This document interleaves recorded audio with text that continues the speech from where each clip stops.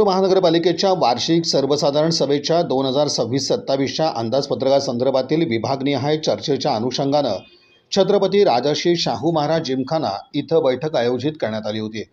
या बैठकीस महापौर विनायक कोंड्याल, उपमहापौर ज्ञानेश्वरी देवकर, सभागृह नेते नरेंद्र काळे, स्थायी समिती सभापती रंजिता चाकोते, महापालिका आयुक्त डॉक्टर सचिन ओंबासे, भाजपाच्या शहर अध्यक्षा तथा नगरसेविका रोहिणी तडवळकर यांच्यासह नगरसेवक, नगरसेविका आणि संबंधित विभागांचे अधिकारी उपस्थित होते।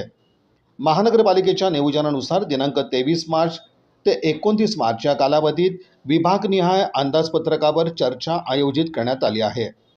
सोलापूर महानगरपालिकेतील 26-27 अंदाजपत्रकीय सभा प्रत्येक खात्याचे या ठिकाणी बैठक आयोजन केलेलं आहे। सर्व नगरसेवकांनी या ठिकाणी येऊन जे काय आपल्याला जन्म बाजू असेल, खर्च बाजू असेल, त्याचं या ठिकाणी आढावा बैठक आपण या ठिकाणी घेतलेला आहे आणि 30 तारखेला येत्या बजेट बोर्ड अंदाजपत्रकीय सभा 30 तारखेला या ठिकाणी आयोजन केलेलं आहे।